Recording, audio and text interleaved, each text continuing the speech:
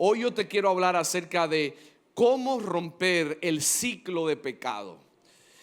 Así que la primera parte conocimos acerca de lo que es el pecado. Conocimos el sábado pasado qué provoca el pecado en nuestras vidas. Hablamos de que, por ejemplo, si hay algo que Dios aborrece es el pecado. Dios aborrece al pecado. Dijimos que Dios no es que no le gusta. Estamos diciendo que Dios aborrece el pecado.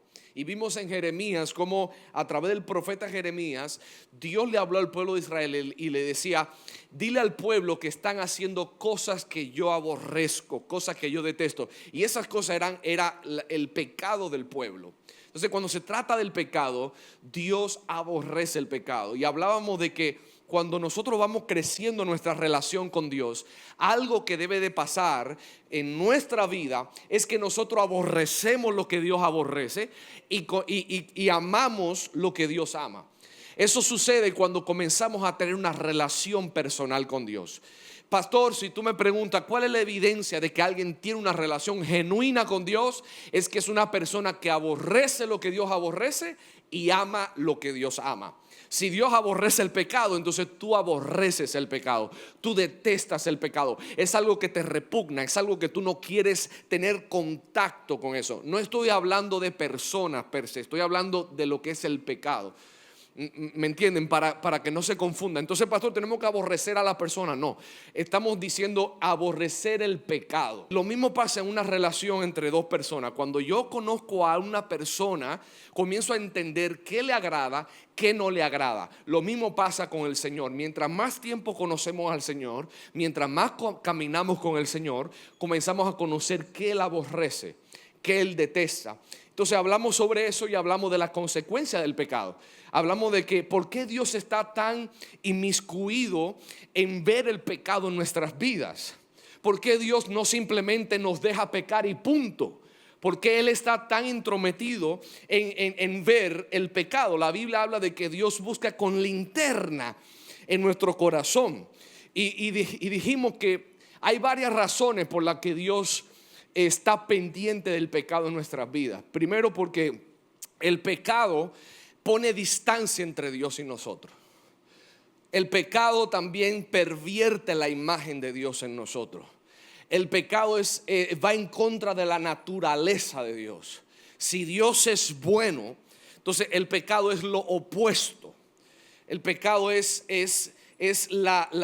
por ejemplo, por decirlo así, lo que es contrario a la naturaleza de Dios, es la antítesis de Dios, es algo que es en contra de su naturaleza. El pecado no solamente pervierte la imagen de Dios y hace estas cosas que te he hablado, también el pecado destruye a otros y te destruye a ti. Entonces, esas son algunas de las razones que hablamos de por qué Dios está con el pecado en nuestra vida, por qué le importa nuestra condición. Entonces, hablamos también, en un momento mencionamos lo que habla Juan capítulo 8. No tengo tiempo para darte todo el resumen, pero vamos a continuar ahora en la segunda parte. Yo entiendo que lo que te he dicho hasta ahora es suficiente para que puedas entender la segunda parte. Entonces, leemos lo que decía en Juan 8, el versículo 1. Lo voy a leer otra vez para que podamos entonces entender también parte de lo que vamos a hablar ahora en la segunda parte.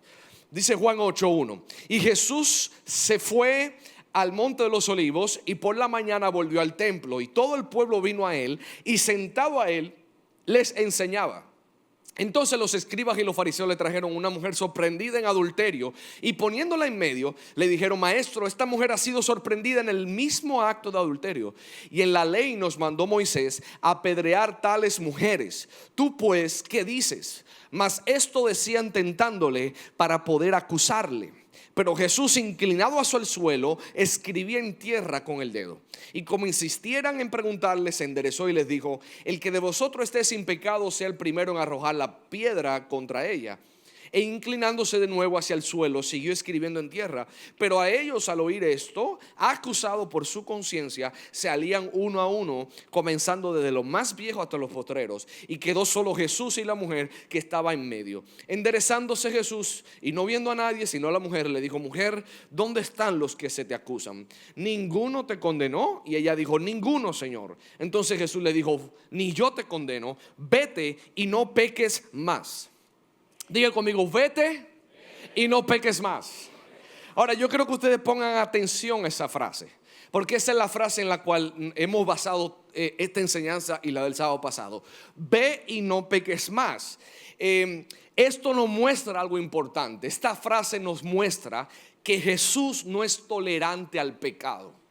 Jesús no es tolerante al pecado. Hay una corriente de pensamiento que se da en nuestros días de que se habla de que Jesús todo lo perdona, de que Jesús sabe que tú eres pecador y por tanto, como eres pecador, Él siempre te va a perdonar, no importando lo que pase. Él sabe que tú eres débil y si tú caes, Él siempre te va a perdonar.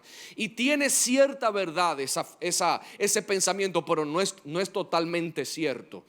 Jesús, al decirle ve y no peques más, le está diciendo: yo quiero que tú no hagas el pecado un estilo de vida. Yo quiero que tú no practiques el pecado. Una cosa es pecar, que sucedió, pecaste. En algún momento todos vamos a pecar, pero otra cosa es practicar el pecado. Entonces, esta corriente que te estoy hablando dice: no importa todo lo que tú hagas, siempre Jesús te va a perdonar. Siempre, siempre, siempre, siempre. Y lo que hacemos es que, como yo sé que Jesús me va a perdonar, lo que hago es que peco, me arrepiento y ya, y Él me va a perdonar. No importa. Y eso es incorrecto, porque parte también de lo que hablábamos el sábado pasado es que cuando nosotros adoptamos ese pensamiento, estamos abusando de la gracia de Dios. Y la gracia es un favor inmerecido que Dios nos ha dado, de que podamos ser salvos a través de su Hijo Jesucristo. ¿Sí o no? Entonces, cuando alguien piensa de esta manera y dice: como Dios me va a perdonar, ¿qué importa que yo peque? Entonces lo que haces es abusar de la gracia de Dios, pisotear la sangre que Jesús derramó en la cruz. Porque la gracia no es una licencia para pecar. La gracia no es una licencia para tú decir: bueno, ahora yo puedo hacer lo que yo quiera. La gracia no es libertinaje. Claro que no. Por ejemplo, le pongo este ejemplo. Si yo sé que mi esposa me ama, y porque ella me ama, me va a perdonar, ¿está correcto que yo haga cosas que le duelan a ella debido a que ella, como me ama, me va a perdonar? ¿Verdad que no está correcto? Porque eso lo que estoy haciendo es aprovechándome de su bondad. Estoy aprovechándome de su buena voluntad conmigo. Lo mismo pasa en nuestra relación con Dios. Porque Dios sea bueno, porque Dios esté dispuesto a perdonarme, no significa que yo tengo que abusar de esa bondad de Dios. Porque entonces eso evidencia que yo no soy hijo genuino de Dios. El que es hijo de Dios no practica el pecado. Hello. Entonces, el que practica el pecado es alguien que tolera el pecado. Y quien tolera el pecado no es hijo de Dios. Porque los hijos de Dios detestan lo que su padre detesta. El hijo de Dios aborrece lo que su padre aborrece. Si antes había exigencia, antes de la gracia de Dios, antes de la dispensación de la gracia, ahora hay exigencia en la gracia. Y cuando me refiero a la dispensación de la gracia, es al tiempo que viene después de la cruz de Cristo. Antes de la cruz, dígase la ley de Moisés, había exigencia con el pecado. Y la consecuencia del pecado eran rápidas. ¡Tum! El que deshonre a padre y madre no va a volver a vivir. Las consecuencias eran ahí rápidas y había exigencias morales para todo el pueblo. Y la ley fue dada a causa del pecado. Ahora, eso era en los tiempos de Moisés. Viene Cristo. Pastor, ahora ya no hay exigencia con el pecado. Ya ahora la gracia ha bajado el estándar del pecado. Si antes había exigencia, antes de la cruz, ahora, luego de la cruz, en la gracia, sigue habiendo exigencia. De hecho, te puedo decir que ahora la exigencia es mayor. La exigencia, el estándar, la barra, Dios la subió así. Y le voy a mostrar el porqué. Miren el nivel de exigencia que Jesús tenía en relación al pecado. ¿Tú qué piensas que Jesús es todo, que te lo va a aceptar? Que Jesús te va a aceptar todo tu pecado porque Él es bueno, porque Él murió en la cruz. Y que yo quiero mostrarte la exigencia que tenía Jesús sobre el pecado. Mira lo que dice Mateo 5:27. Mira lo que dice: oísteis que fue dicho, no cometerás adulterio. Páralo ahí. Él está diciendo, ustedes saben que en la ley de Moisés Él dijo, no cometan adulterio. Por eso le está diciendo, ustedes oyeron, ustedes leyeron, ustedes vieron que en la ley decía, no adulteren. Él ahora no dice, en la gracia, yo les digo que ya no importa, adulteren todo lo que tú quieras. Eso no fue lo que Él dijo.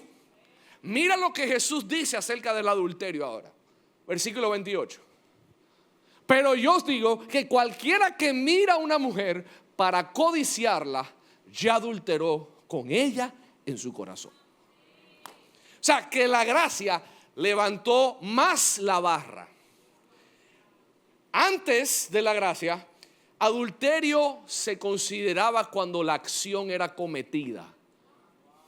Ahora en la gracia de Cristo, adulterio es hasta cuando tú la codicias con tus ojos.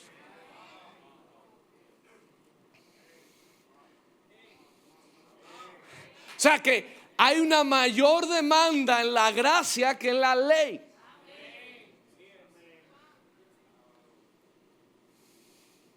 Antes, para tú ser acusado de adulterio delante de Dios, tenía que haber una acción física. Ahora en la gracia, en la dispensación de la gracia, ahora es la intención del corazón lo importante. Fíjese la exigencia de Jesús. Pero no se queda ahí. Mira lo que dice ahora. Versículo 29. Mire el nivel de exigencia que Jesús le pone al pecado. Por tanto, si tu ojo derecho te es ocasión de caer, sácalo y échalo de ti.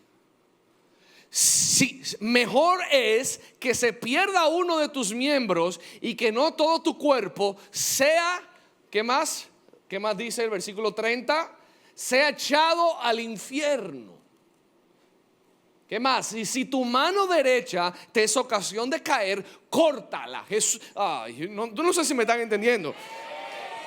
Jesús está diciendo, el nivel de exigencia que yo tengo con el pecado es fuerte, tan fuerte que si eso te es ocasión de caer, móchatelo.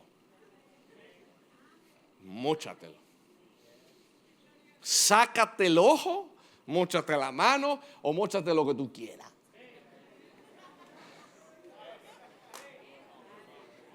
Pero es mejor que tú entres al reino de los cielos sin un ojo, sin una mano, a que te pierdas en el infierno. Mire, pues es mejor que se te pierda uno de tus miembros y que no todo tu cuerpo sea echado, siguiente, al infierno. Hoy se ha removido el infierno de las predicaciones. Se ha removido el juicio, y quizás no tanto en nuestro país, pero cuando tú ves el espectro de la cristiandad fuera de este país, se ha eliminado el concepto y la doctrina del infierno. Y Jesús habló más del infierno que del cielo.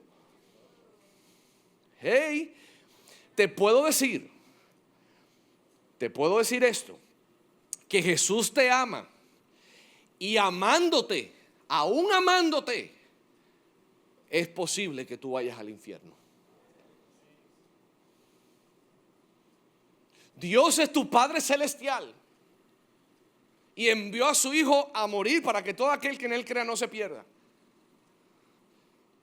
Pero tú puedes ir al infierno aún Dios amándote. Porque la justicia de Dios no cancela su amor.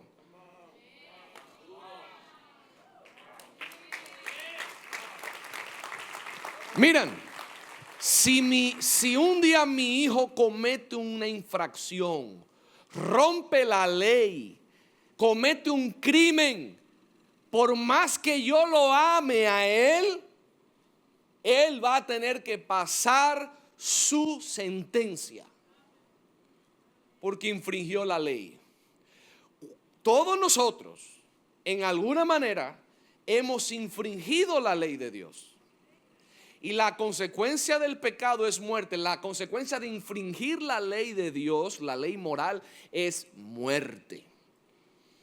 Y la buena noticia es que Él envió a Jesucristo para que ya no tuviéramos que padecer las consecuencias de infringir la ley.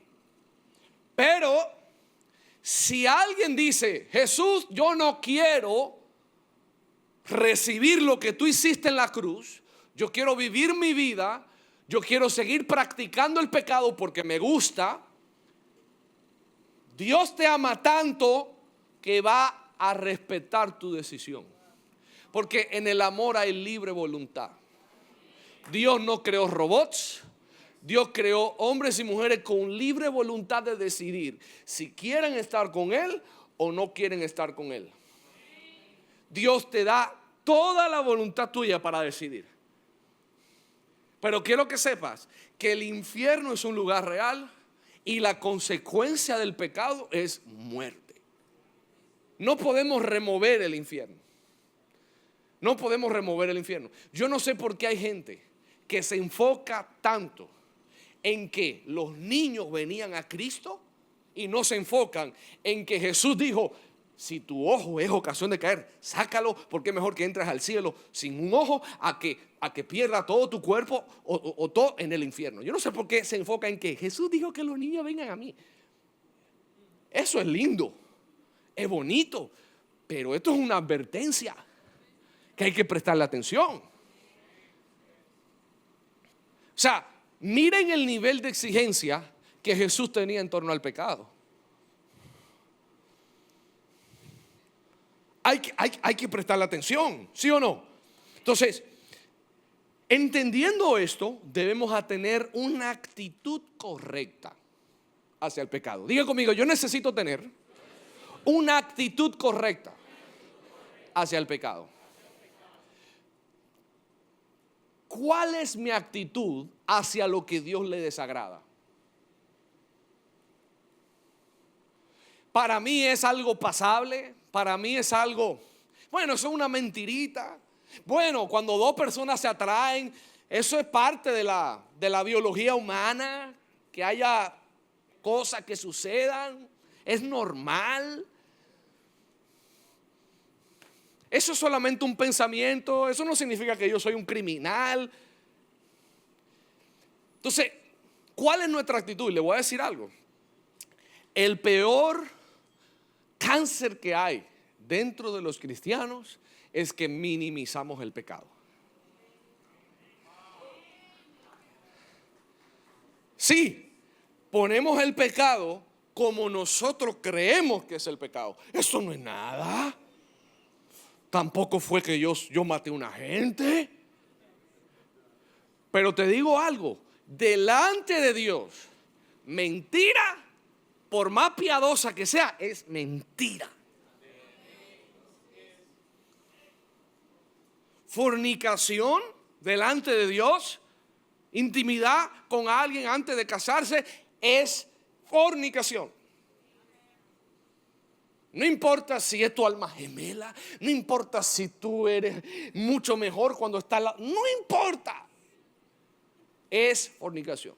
Y el peor error del cristiano es este: minimizamos lo que Dios aborrece. No lo minimices. Si tú quieres tener una relación estable con Dios, tienes que empezar a darle el lugar y el valor que el pecado tiene delante de Dios. Porque hasta que no pongas el pecado en su lugar correcto, nunca podrás tener una relación cercana y continua con Dios. La palabra de Dios dice que a causa de vuestros pecados, Dios ha escondido su rostro.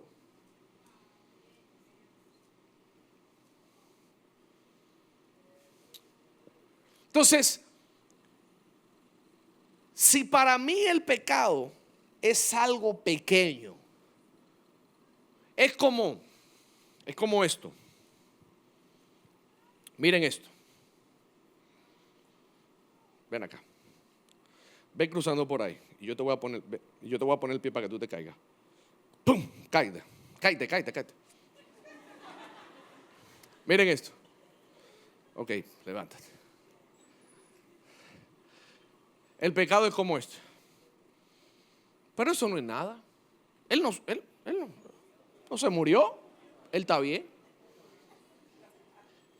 Eso no importa. Pero él se cayó. Él se cayó. A Dios le duele el pecado. Y le duele tanto. Le duele lo que causa en ti, que envió a Cristo a morir por ti. A Él le duele tanto la consecuencia que causa el pecado, que Él envió a Jesucristo para que ya tú no tuvieras que vivir las consecuencias que causa el pecado. La condenación eterna que causa el pecado y las consecuencias ahora presentes que causa. Entonces, entendiendo la actitud que tenemos que tener acerca del pecado, yo quiero que sepas que es posible vivir en victoria sobre el pecado. Dios no quiere que tú vivas bajo el yugo del pecado. Ese yugo que castra tu gozo, tu paz, ese yugo que te llena de culpabilidad. Dios quiere que tú vivas en victoria sobre el pecado y Él quiere que tú vivas una vida en santidad. Hay personas que genuinamente quieren vivir en santidad, quieren vivir en victoria sobre el pecado, pero no pueden. Y yo te voy a decir por qué no pueden. No pueden vivir en victoria porque no han sabido romper el ciclo del pecado.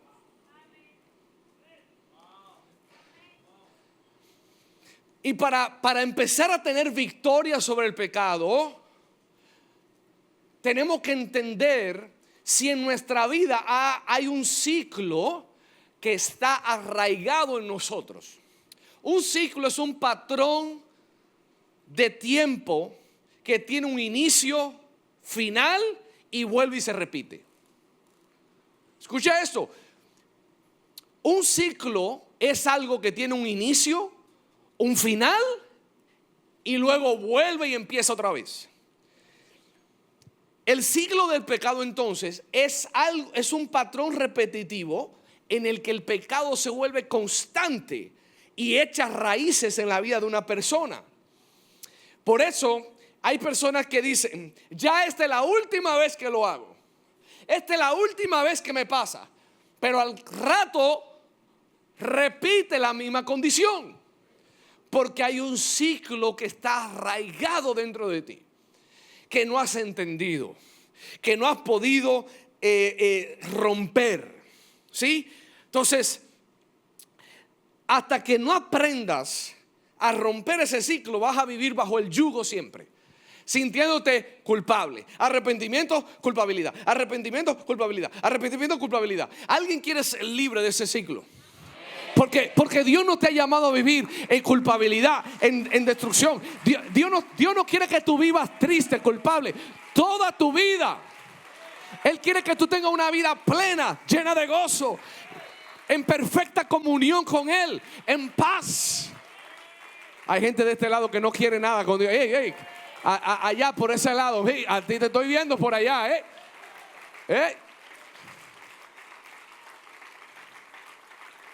Escúcheme, jóvenes. Dios quiere que tú vivas una vida libre del yugo del pecado. Jesús dijo: mi yugo es fácil y ligera es mi carga.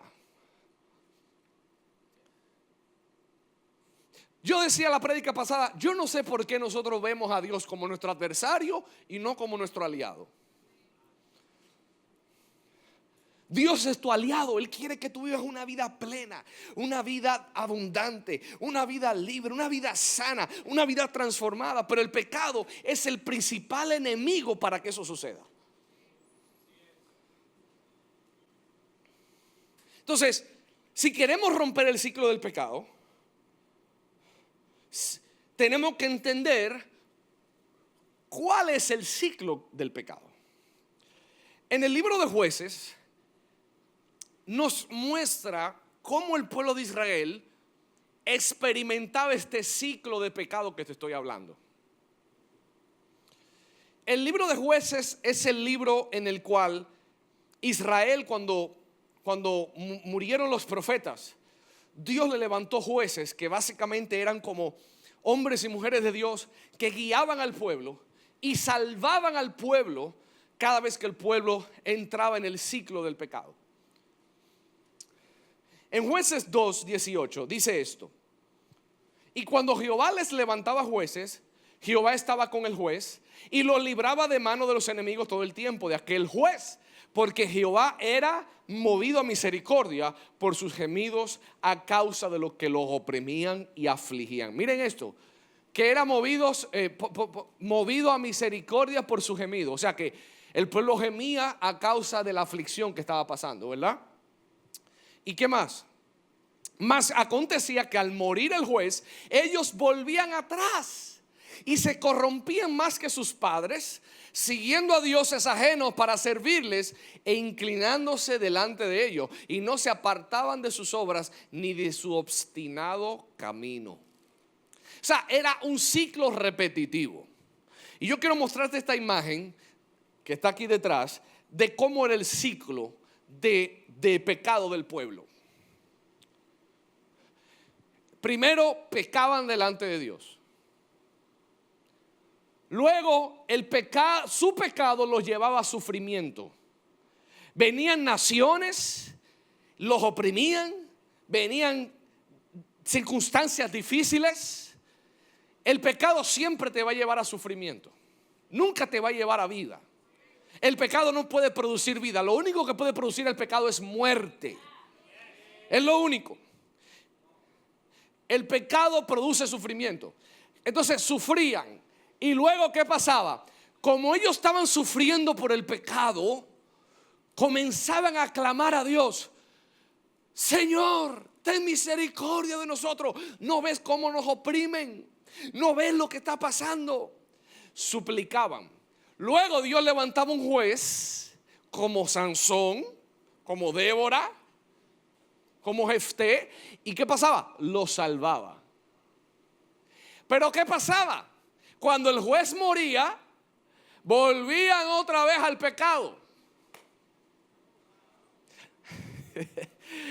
Cuando el mentor ya se iba a vivir para Estados Unidos, que ya no estaba, ahí volvían otra vez. Volvían al pecado. Y ese era el ciclo. Mírame aquí. Esta prédica va a cambiar tu vida. Escuchen. Hay gente que no se ha dado cuenta que está en este ciclo: pecado, sufrimiento, súplica, salvación. Y toda su relación con Dios es esta. No hay ningún momento donde prevalezca esta etapa.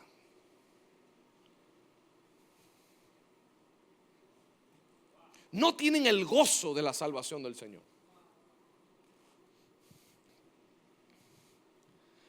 Miren esto.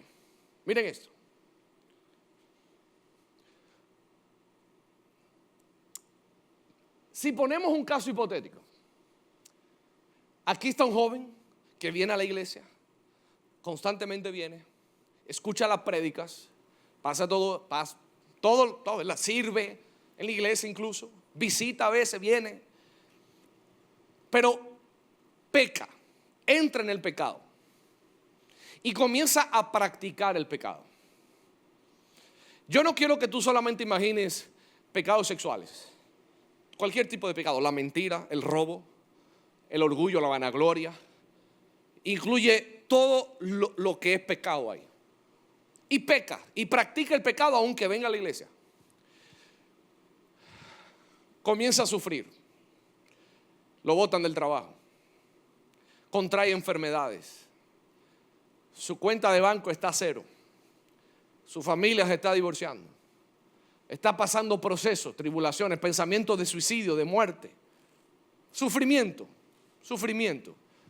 Entra en relaciones de noviazgos, entra con uno, sale con otro, etc. O sea, sufrimiento emocionalmente porque el pecado lo está llevando a sufrir. Decepciones, desilusiones a través de relaciones tóxicas. De repente alguien lo llama, hey, ¿por qué tú no vienes a la iglesia? Vuelve, Dios te está llamando. Y por casualidad de la vida dice, es verdad. Y siente algo y viene a la iglesia, vuelve a la iglesia. Ahí le suplica al Señor, Señor, ayúdame, ten misericordia, ayúdame, por favor, etcétera. Y comienza a venir otra vez. Dios escucha su clamor. Dios lo salva de sus opresores. Lo pone nítido, le da un trabajo. Oiga esto, le da carro, le da todo. Va al retiro de liberación, se libera. Está limpiecito, brand new. Está contento, está sirviendo. Pero llega un momento que comienza a bajar la guardia otra vez. Y aquí se cumple muchas veces lo que se dice esta frase, que los tiempos fáciles crean hombres débiles. Los momentos difíciles crean hombres fuertes. Cuando están en momentos fáciles, que todo le está marchando, bajan la guardia, dejan de negarse a lo que se negaron, comienzan a dejar de congregarse otra vez y vuelve otra vez el ciclo de pecado otra vez. Y ese es el día a día, mes tras mes, año tras año. El retiro de liberación vive lleno. Entonces el reto no es ser libre solamente, es mantenerte libre. Yo quiero enseñarte que tu meta no es ser libre una vez, es mantenerte libre, mantenerte santo, mantenerte puro, mantenerte íntegro, mantenerte en santidad. ¿Hay algún joven que esté entendiendo esto?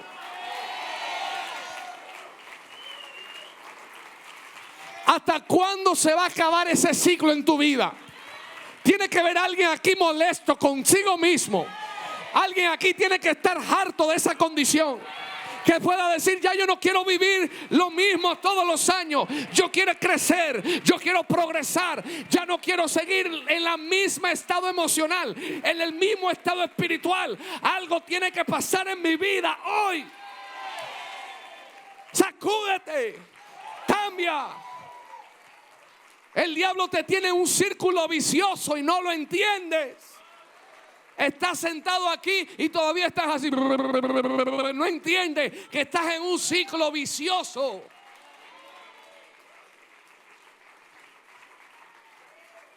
Miren esto. Siéntate. Miren, yo veo a ciertos jóvenes. Hay una temporada del año donde tú lo ves súper espirituales. Te saludan con una risa, te dan un abrazo. Tú lo ves que vienen al tabernáculo de oración. Pero tú no ves eso durante todo el año. Tú ves que eso cambia. Y yo me doy cuenta. Entonces yo le pregunto, ¿todo está bien? Sí, todo está bien. Pero ya entró en el ciclo hace rato. Ya volvió otra vez. Es un ciclo. ¿Tú te das cuenta? Hay meses que tú lo ves fijo congregándose. Pero ahí viene otro mes. Cuando llega diciembre, ahí es donde más se activan esos ciclos. Noviembre y diciembre. ¿Para qué eso?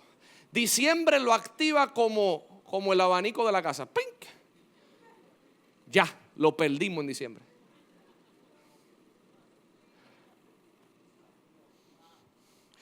Este es el ciclo constante de muchos jóvenes en la iglesia. Culpabilidad, felicidad, culpabilidad, felicidad, arrepentimiento, culpa, arrepentimiento, culpa. Y vuelven ahí, vuelven. No hay un avance. Miren esto.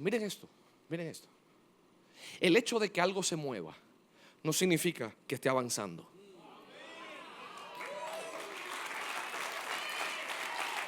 Te lo voy a decir por qué. Hay gente que ahora mismo está en el estado de súplica y en un mes o 2 meses va a venir al estado de salvación. Dios lo va a librar. Dios va a comenzar a hacer algo en su vida. Se movió. Pero si al poco tiempo vuelve otra vez, vuelve otra vez al pecado, hubo movimiento, pero no hubo progreso. Entonces, por eso tú ves que hay gente que dice: no, Dios me ha bendecido, Dios me ha levantado, pero hubo movimiento, pero ha habido progreso. Hubo progreso espiritual. Hubo crecimiento espiritual en ti, hubo madurez espiritual. Te estás dirigiendo más cerca de Dios. Que ahora ya no estoy en parqueo, ahora estoy aquí con mujer. Hubo movimiento, pero ha habido progreso. Ha habido progreso en tu relación con Dios. Mira, fui al retiro. Hubo movimiento, pero hay progreso. Fui al retiro, pero hubo progreso.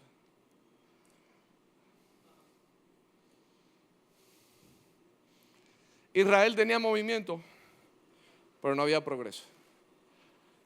Yo le invito a que ustedes lean el libro de Jueces para que ustedes digan: Señor, de verdad que tú eres un Dios bondadoso. Porque mira la paciencia que tiene ese Dios. Tú te das cuenta en el libro de Jueces la metida de pata que daba el pueblo de Israel. Tú dices: no puede ser. Cada vez que el juez moría, volvían otra vez.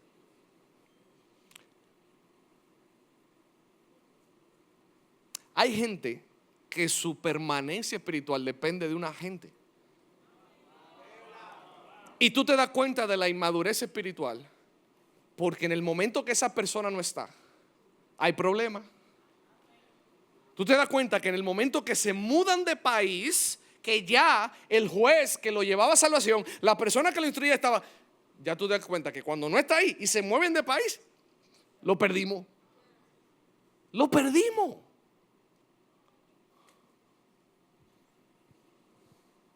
Tú te das cuenta que mientras está en la iglesia, está así.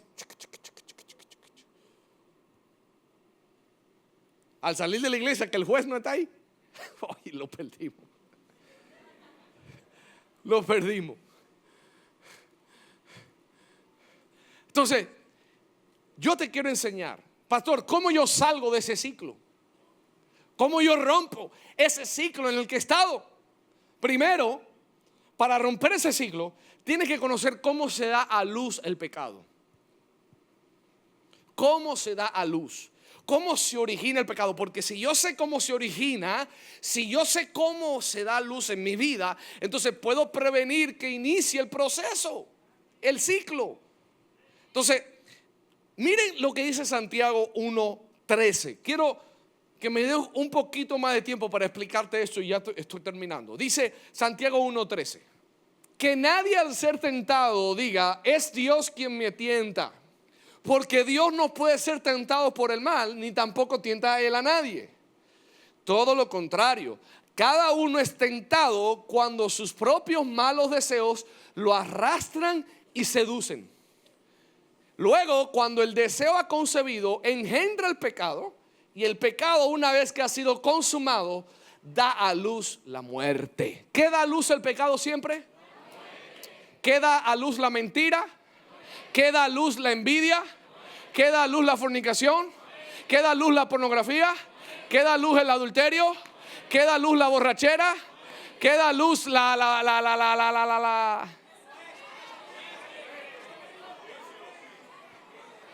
Copy paste. Muerte. Muerte, muerte, muerte.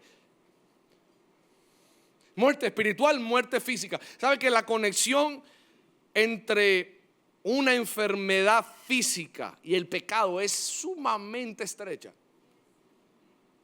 ¿Sabe de dónde viene la gonorrea? Yo creo que es un término un poquito. La sífilis. ¿Sabe de dónde viene el SIDA? ¿Sabes? Viene del pecado.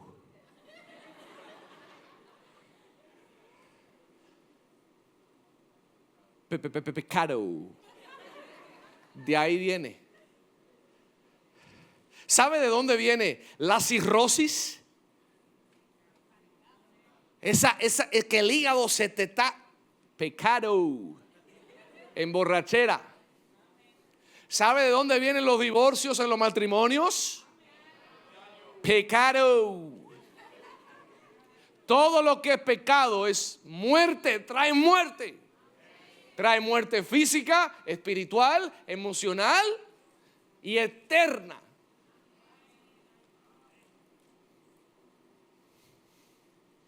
Adán se suponía que vivía para siempre. Y cuando pecó, comenzó a morir físicamente. El ser humano muere físicamente por el pecado. Si no hubiera sido por el pecado, nosotros hubiéramos vivido para siempre. Quiero que entiendas eso. Entonces, lo que nos dice Santiago se puede resumir en estos pasos que te quiero mostrar aquí atrás. El desarrollo del pecado es importante para romper el ciclo. ¿Cuál es el desarrollo del pecado? Primero viene una seducción, luego una concepción, un nacimiento y una muerte. ¿Por qué yo te decía que es importante conocer cómo se da a luz el pecado?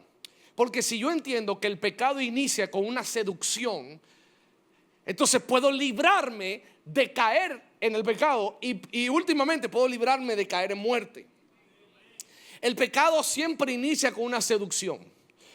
Santiago dice en el versículo 14: todo lo contrario, cada uno es tentado cuando sus propios malos deseos lo arrastran y lo seducen. Entonces míreme aquí. Dentro de ti hay una concupiscencia, una naturaleza pecaminosa dentro de ti que hemos heredado desde el primer Adán. Desde Adán, cuando Adán pecó, el pecado fue traspasado de generación en generación. Por eso nacemos en pecado. Por eso nacemos en pecado. Hay niños que ya están matando a los 6 años. Nacemos en pecado. David dijo: en pecado fui concebido. Sí. Entonces, ya dentro de nosotros hay una predisposición a lo malo. Hay una naturaleza predispuesta a hacer lo malo. Y de esa naturaleza, entonces, somos seducidos ante lo que está a nuestros ojos a llevarnos de lo que esa naturaleza dice que hagamos. Escuchen esto. Entonces siempre hay una seducción que viene. Hay como una tentación, si tú quieres ponerle otra palabra. Hay un arrastre, hay un seducimiento que te da el pecado. Por ejemplo, si tú estás pasando problemas financieros graves y tú ves que hay 5,000 pesos en una mesa, no hay nadie viéndote, no hay cámara, tu naturaleza pecaminosa adentro te va a decir: toma lo que no hay nadie. Empezó la seducción. Muchas veces ese tipo de situaciones son orquestadas por el mismo enemigo. El enemigo nunca podrá tomar tu voluntad. Lo que él puede es seducirte. El diablo te sugiere, así le sugirió a Eva: mira, tú has comido de esta fruta. Tú no sabes lo que te estás perdiendo. Cuando Eva vio la fruta, la sedujo. Dijo: ay, que yo quiero esa fruta. Cuando tú ves ese dinero, dices: no hay nadie, estoy cortina, necesito. Tú me entiendes, tú sabes que eso lo. ¿Te va a hacer ahora? Sí, se están haciendo. Sí, de que popi, guau, que. Sí, sí, sí, sí, sí. Entonces está en cortina y dice, wow, nadie me está viendo. Hay una seducción. Hay una seducción, hay una seducción. Ven acá, ven acá. Ven caminando de allá para acá. Ponte ahí mirando para allá. Tú estás en tu celular, habla. Tú estás en tu celular, tú estás en tu celular. Cha, cha, cha, cha, cha, cha, cha. Ven, Rosy, ven. Y de repente él le abre la cabeza. Dice, oh my God. My God. Wow, ¿qué es lo que está pasando? Hay un viento, wow. Siento que me estoy transformando. Dice, sí. ¿Qué él hace? Está siendo seducido. Dentro de él hay algo que dice, oye, pero no con pensamientos buenos, pensamientos malos. Hay algo que dice, y puede ser que al principio sea algo, también una atracción normal que pase, no digo que no, pero hay una seducción claramente. Esa seducción ya la vio a ella, vio el dinero, tu naturaleza pecaminosa. Dice, hey, háblale. No va a la iglesia, pero evangelízala. Y no solo eso, le dice, enséñale a hablar en lengua. Enséñale a hablar en lengua.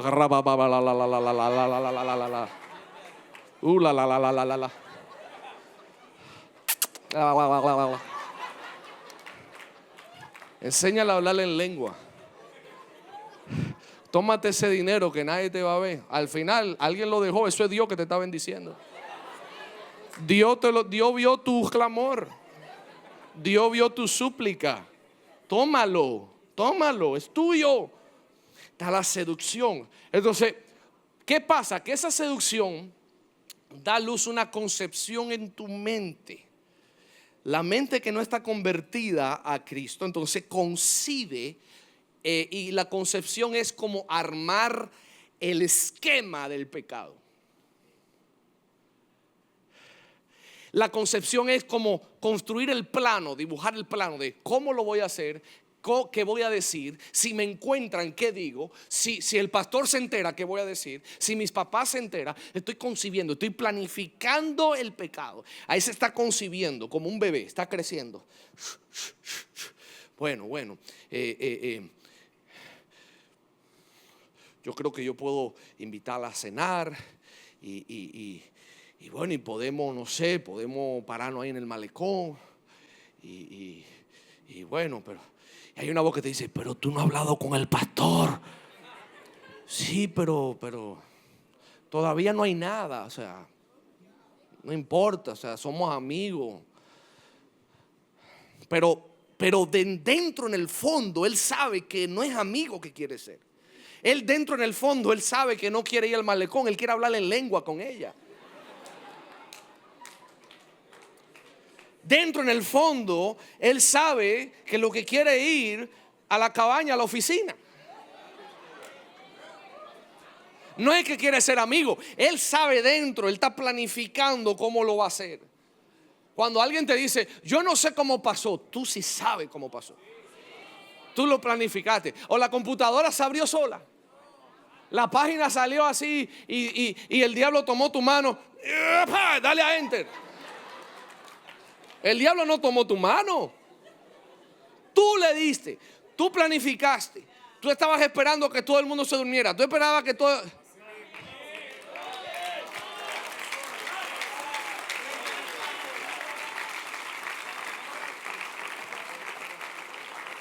Miren, hay algunos que planifican tanto que ya casados, le cambian el nombre al contacto. Y cuando la esposa ve, dice, mira, te está llamando Pizza Hut. ¿Oh? El mecánico. ¿Y qué hace el mecánico llamándote a esta hora? No sé, hay que ver. Pero déjalo que yo lo llamo mañana. Ya han concebido, han buscado formas. Han concebido el pecado. Le voy a hablar así, le voy a decir esto, le voy a pedir, le voy a decir al pastor esto, y si me agarran, y esto, y lo otro. Concibiendo. Luego, ¿qué pasa? El nacimiento, es decir, se da a luz el pecado, se lleva a la consumación, se consume el pecado, se roba el dinero, fornica con esa persona, miente para que no lo encuentren. Nació el pecado. Y cuando nace el pecado, ahí viene la muerte espiritual. Una vez que el pecado ha sido consumado, o así ya nació, hay alumbramiento, ahora viene ese proceso de muerte espiritual. Entonces, ¿a dónde voy con esto? Si tú quieres romper el ciclo, tiene el ciclo que te hablé ahorita de pecado, súplica, sufrimiento, súplica y salvación, en el que tú constantemente estás en tu relación con Dios. Tienen que entender esto, porque si yo digo, espérate, yo estoy siendo seducido, inmediatamente tú cortas la seducción y dices, espérate, yo no puedo estar mirándola a ella con esos ojos.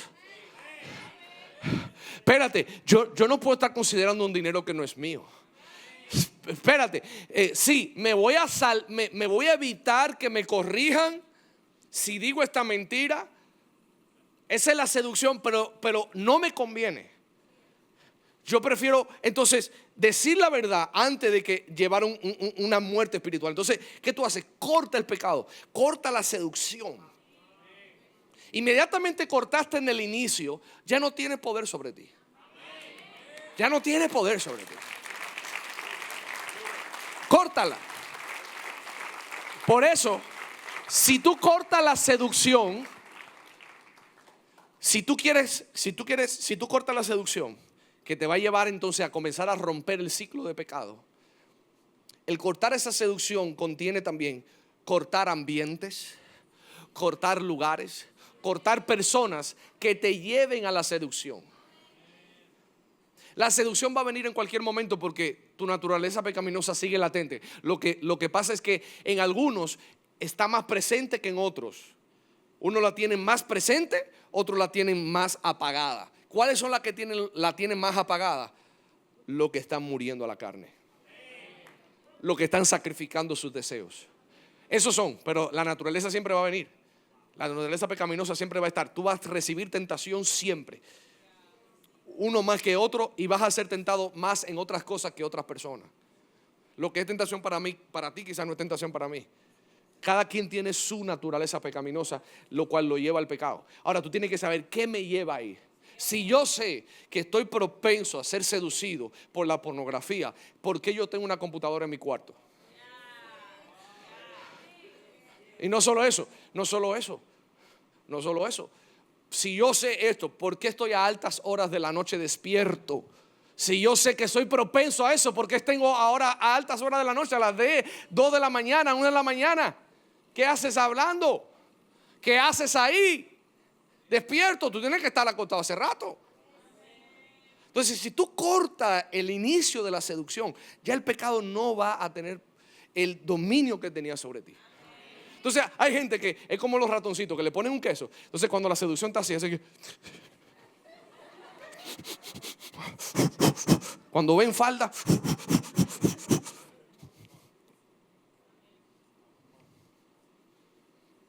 cuando ven cualquier cosa, entonces no saben decir no. No saben decir corto esto de raíz aquí, lo cancelo. Entonces, si corta la seducción desde el principio, vas a poder romper el proceso. La seducción viene a través de ambientes, lugares, personas que tú te rodeas. Pastor, es un corozano. Ve a ver el corozano que estaba.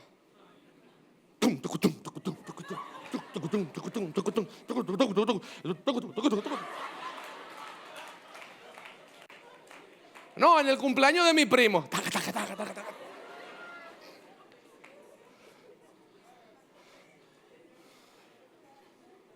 ¿Así tú crees que vas a luchar con la seducción?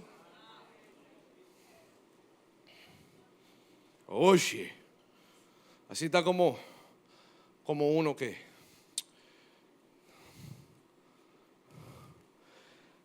está en un trabajo en la universidad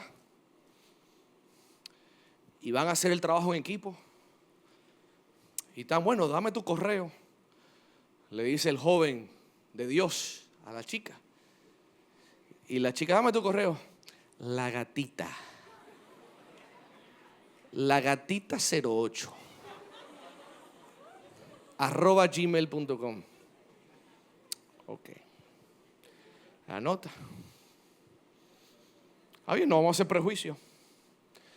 Pero la gatita 08 en la clase que viene se sienta adelante y no está usando una ropa modesta, está usando una ropa reveladora.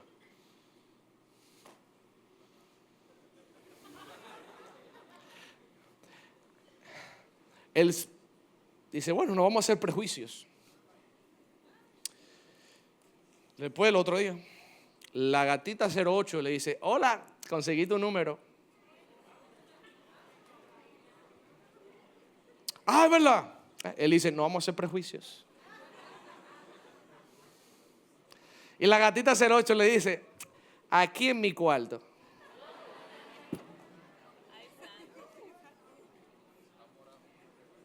Él todavía dice, no vamos a hacer prejuicios. Y es como tonto a la seducción.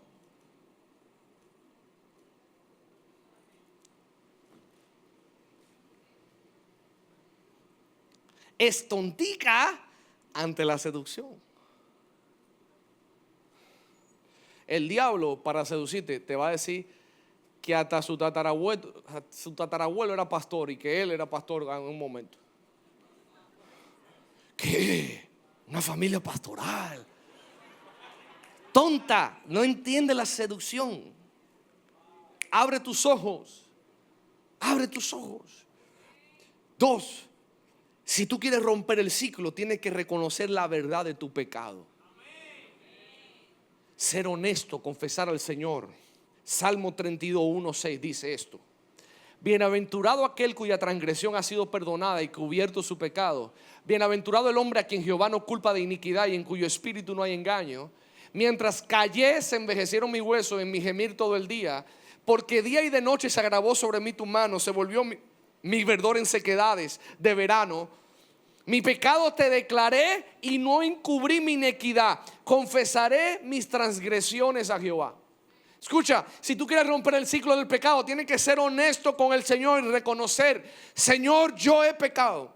No lo minimices delante de Él. Dice: Señor, yo mentí voluntariamente.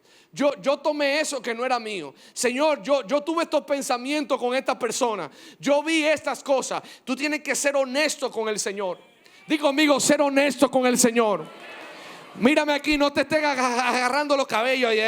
Digo conmigo, tengo que ser honesto con el Señor. Tienes que ser honesto, confesar tu ofensa, porque ese es el principio para el arrepentimiento genuino. El tercer paso es ir al arrepentimiento genuino. No es un arrepentimiento superficial. Hay gente que simplemente va al arrepentimiento para librarse de la culpa y no del pecado. Hay gente que se siente mal porque falló, pero no se siente mal por el pecado en sí, lo que causa delante de Dios eso. Entonces, tiene que haber un arrepentimiento, cuando tú te arrepientes, la palabra arrepentimiento significa cambio de mente. Y es un cambiar de mente para ponerte de acuerdo con Dios. Cuando yo me arrepiento, estoy diciendo: Señor, yo me pongo de acuerdo contigo en este asunto. Yo quiero sacar esto de mi vida. Estoy de acuerdo que esto me hace daño. Estoy de acuerdo que esto te ofende. Estoy de acuerdo que esto destruye a más personas. Yo me pongo de acuerdo contigo, me arrepiento. Eso es un cambio de mente. No lo tolero en mi vida. Lo quiero sacar de mí. No me importa lo que el mundo dice. Yo lo quiero fuera de mí. Es un reconocimiento genuino. Pero si no hay un arrepentimiento genuino, si fue algo de circunstancias, lo que hiciste fue salir de una culpa, pero no cambiaste tu mentalidad acerca de eso. Arrepentirse es decir: el pecado me destruye, esto me afecta, yo lo saco de mi vida. Estoy de acuerdo contigo, Señor. El arrepentimiento es un cambio de mente para ponerte de acuerdo con Él. Tu carne te dice: sí, ¿por qué tantas cosas? ¿Por qué el pastor tanto? ¿Por qué tus líderes? ¿Por qué lo otro? El pecado te dice: haz lo que tú quieras. Cambiar la mente en una manera que cambie tu manera de vivir. Si yo me arrepentí y mi manera de vivir no cambió, fue un arrepentimiento falso. El arrepentimiento lleva un cambio de vida. en cambio de condición. Si tú quieres romper el ciclo, tienes que buscar la presencia de Dios. Donde está el Espíritu de Dios, ahí hay libertad, dice la palabra de Dios. Si tú conoces su presencia, conoces la libertad. Solo en la presencia de Dios puedes satisfacer al ser humano. La mentira detrás del pecado es esta: que si tú haces lo que tu carne te dice, te vas a sentir feliz. Y te voy a decir algo, eso es una mentira, porque el único lugar donde puedes ser verdaderamente feliz es en la presencia de Dios. Es en la presencia de Dios. Ahí, cuando estás satisfecho en su presencia, el pecado pierde su poder.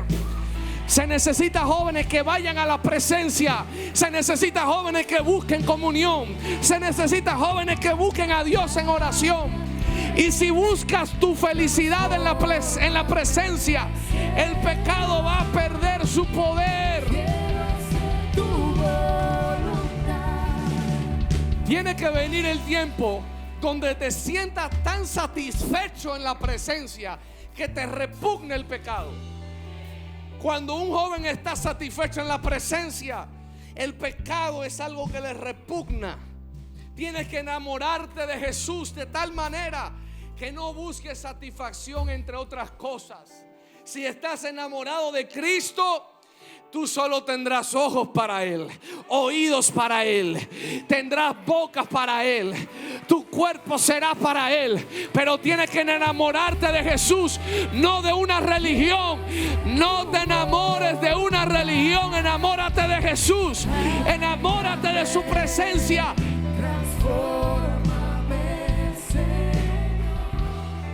Busca la presencia de Dios. ¿Sabe por qué el pueblo de Israel quiso volver atrás a Egipto? Porque nunca tuvieron un encuentro con la presencia. Moisés nunca dijo que quería volver atrás. El que está satisfecho en la presencia nunca quiere volver atrás. Nunca quiere comer comida chatarra. En la presencia está la comida que te satisface. El que está lleno de la presencia no tiene deseo de la comida chatarra. El que está lleno de la presencia aborrece el pecado. El que está lleno de la presencia está satisfecho con el pan que sale de la boca de Dios. La presencia va a hacer que pierdas el apetito por las cosas baratas. El pecado es comida barata, chatarra. Si tú quieres romper el ciclo del pecado, tienes que ser un joven de la presencia. No un joven de los sábados, no un joven de los domingos. No, es ser un joven de la presencia de Dios. Un joven de oración, un joven de poder, un joven de ayuno, un joven que busca a Jehová. Hay jóvenes sabaditis, dominguitis. Tienes que ser un joven de la presencia. Dile que está a tu lado, tú tienes que ser alguien de la presencia. Si quieres romper el ciclo, tienes que conocer tu verdad y tu identidad. Saber que eres hijo de Dios. El pecado te dice tú eres un don nadie. Pero cuando tú tienes convicción y dices yo fallé, Señor, yo soy tu hijo, yo vengo a ti, perdóname. El pecado, la vergüenza te dice metí la pata. ¿Y ahora qué va a pasar? Pero la convicción de que eres hijo te dice metí la pata, déjame llamar a mi papá. Déjame llamarlo porque metí la pata. Cometí un error. Pero la vergüenza te dice ¿y ahora qué vas a hacer? Ahora todo se echó a perder. Pero cuando eres hijo dice cometí un error, papi, hice una locura aquí, pero ayúdame. Cuando tú eres hijo, tú vuelves al Padre. El pecado te quiere quitar la noción de que eres hijo para que te vayas de la iglesia, para que te avergüences. Como Adán, Dios le dijo ¿dónde estás? Adán se escondió. Adán se escondió. Tienes que saber que eres hijo. Hijo. Dios quiere que sepas que eres hijo. Tienes que estar dispuesto a morir a tu carne. si quieres romper el ciclo del pecado, tienes que hacer una decisión radical de morir a tu carne. ¿Sabe lo que pasó? Pablo dijo en Corintios 15:31: os aseguro, hermanos, por la gloria de vuestro Señor, os aseguro, hermanos, por la gloria que de vosotros tengo en nuestro Señor Jesucristo, que cada día muero. Hay gente que no quiere morir al pecado. Hay gente que no quiere sacrificar. Hay gente que no quiere morir e ir a la cruz. Te voy a decir algo. Jesús murió en la cruz para liberarte del castigo del pecado. Pero para ser liberado del poder del pecado, tú tienes que morir.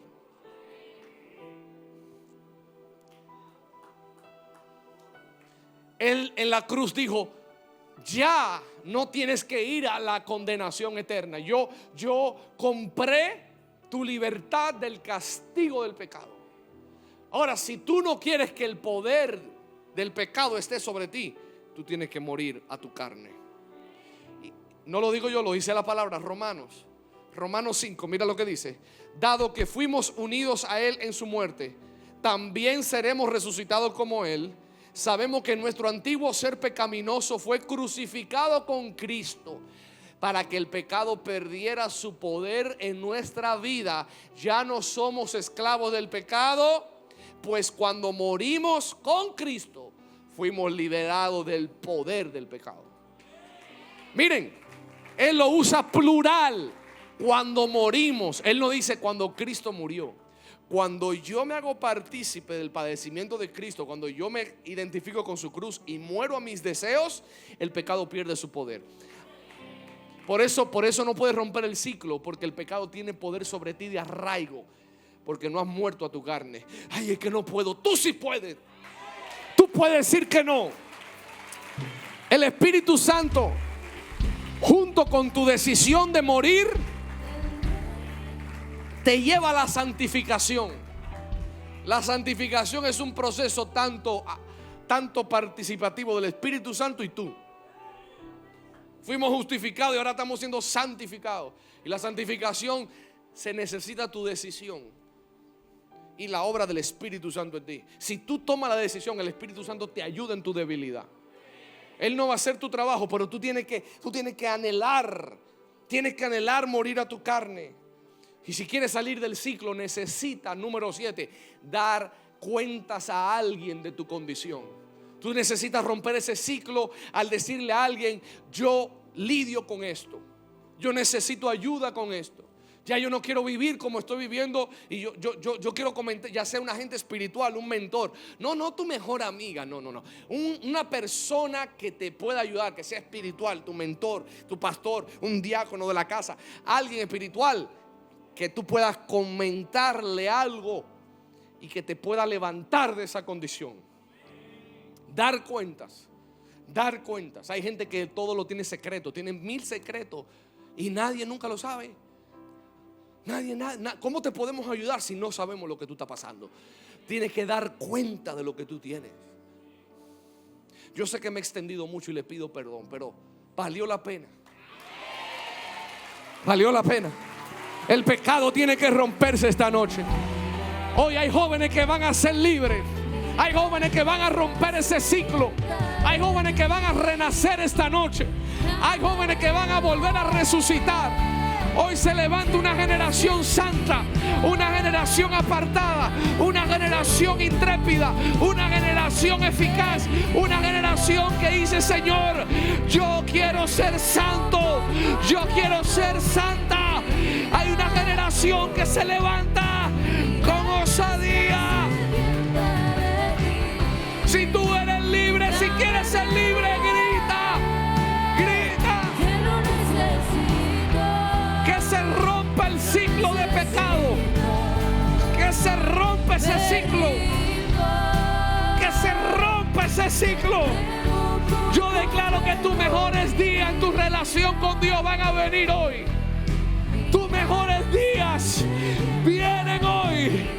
Hay una pasión nueva por santificarte. Hay una pasión nueva por entregarte a Dios. Ya no minimices el pecado. Reconócelo. Él te quiere hacer libre. Él te ama tanto que no te quiere ver destruido, no te quiere ver sufriendo. Oh, aleluya,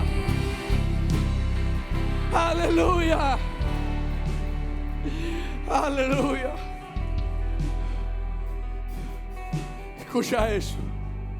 Cierra tus ojos y di conmigo: Señor, yo vengo delante de ti reconociendo que en mi vida, posiblemente, consciente o inconscientemente, he pecado ante ti. Tú conoces mis más íntimos secretos. Yo no te puedo esconder nada. Yo te pido que me perdones. Lávame, Señor. Lávame con tu sangre, Jesús. Perdóname si he hecho del pecado un hábito, si he entrado en ese ciclo que hablamos hoy. Hoy hago una decisión voluntaria de salir de él. Hoy rompo con ese ciclo. Hoy soy libre de ese ciclo. Y a partir de hoy empieza un nuevo tiempo en mi vida. Un nuevo tiempo de sensibilidad.